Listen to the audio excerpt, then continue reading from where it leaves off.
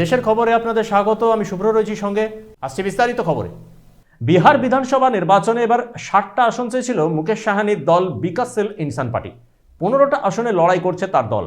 কংগ্রেস যখন সিদ্ধান্ত নেয় আরজেডি নেতা তেজস্বী যাদব মুখ্যমন্ত্রীর মুখ হচ্ছেন, তখন মুকেশ সাহানি অশোক গেহলটকে ফোন করেন তার নামও ঘোষণা করতে হবে। এরপরই দিল্লি থেকে সবুজ সংকেত দেন রাহুল গান্ধী ও মল্লিকার্জুন খাড়গে।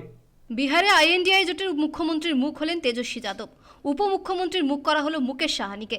কংগ্রেস নেতা ও রাজস্থানের প্রাক্তন মুখ্যমন্ত্রী অশোক গেহলট ঘোষণা করেন উপমুখ্যমন্ত্রী আরও অনেকেই হবেন। বিহারে আইএনডিআই জোট ক্ষমতায় এলে বিভিন্ন সম্প্রদায় থেকে বেছে নিয়ে কয়েকজনকে উপমুখ্যমন্ত্রী করা হবে। अगले मुख्यमंत्री चेहरे के रूप में तेजस्वी यादव जी को हम लोग सपोर्ट करते हैं, जो एक नौजवान है, लंबा फ्यूचर है के साथ में। और मेरा अनुभव से मैं कह सकता हूं, जिसका लंबा फ्यूचर होता है पब्लिक उनको साथ देती है। ये नौजवान है, कमिटमेंट रखते हैं। पिछली बार भी जो स्लोगन दिए थे, नौकरी के दो या कोई दो, या जो वादे किए थे उसमें खरे उतरे। ये ऐसा व्यक्तित्व आपके सामने नौजवान के रूप में आया है। सोच समझ के सबने फैसला किया है। ये नेता के रूप में उत्तरंग मैदान में राहुल गांधी जी ने मिलकर जो यात्रा करी थी, बड़ा इम्पैक्ट है। आने वाले वक्त में इनके अलावा राहुल जी भी आएंगे और नेता आएंगे, प्रियंका जी भी आएगी, सब नेता आएंगे।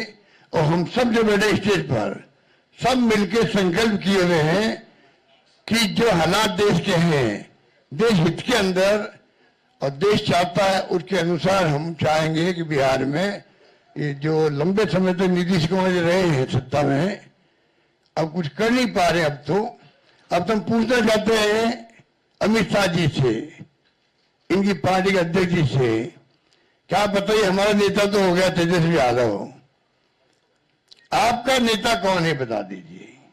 इससे काम नहीं चलेगा कि नीतीश कुमार के नेतृत्व में चुनाव लड़ा जाएगा। अगला मुख्यमंत्री का उम्मीदवार आपका कौन है, ये उनको बताना पड़ेगा। ये हमारी मांग है। और मांग क्यों है? इसलिए है, आपने देखा महाराष्ट्र के अंदर जो शिंदे थे, वो मुख्यमंत्री तत्कालीन, इन नेताओं ने कहा शिंदे के लीडरशिप में चुनाव लड़ा जाएगा। मैसेज दिया गया ये मुख्यमंत्री बनेंगे, और बाद में मुख्यमंत्री बना दिया और किसी को। यही बात लागू हो रही है।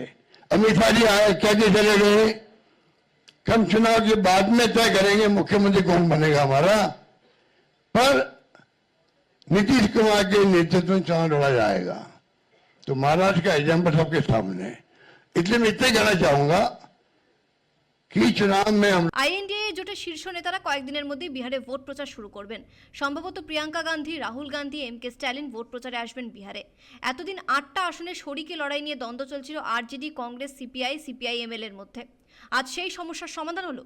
বিকাশশীল ইনসান পার্টি নেতা মুকেশ সাহানি নিষাদ সম্প্রদায়ের বলি। এই মুহূর্তে বিহারের জনপ্রিয় নেতাদের মধ্যে তিনিও একজন। অশোক গেহলট আজ বলেন, আইএনডিআই জোট একজনকে সামনে রেখে ভোটে লড়াই করছে না, এটা মানুষের জোট। আইএনডিআই জোট ক্ষমতায় এলে ক্ষমতা ভাগাভাগি হবে।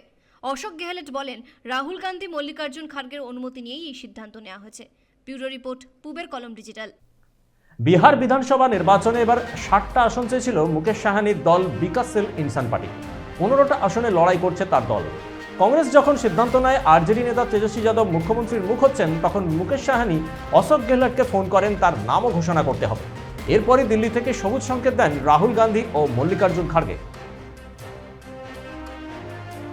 আরজেডি কংগ্রেস জামানায় জঙ্গল রাজ চলেছিল বিহারে। 100 বছরেও মানুষ তা ভুলবেন না বললেন প্রধানমন্ত্রী নরেন্দ্র মোদী। তিনি বলেন, বিহারে এবার যুব সম্প্রদায় ভোট দেবেন বিজেপিকে। উন্নয়ন ও কর্মসংস্থানের লক্ষ্যেই তারা ভোট দেবেন।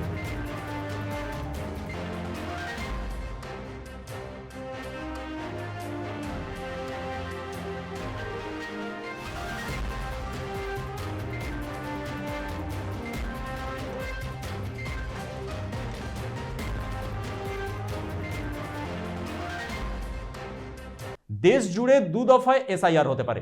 বাংলা সহ 5 রাজ্যে এসআইআর হতে পারে নভেম্বরের শুরুতেই। বিহার নির্বাচনের পর এসআইআর হওয়ার সম্ভাবনা। কেরল, পুদুচেরি, অসম, তামিলনাড়ু, বাংলার পর অন্য রাজ্যে এসআইআর হবে।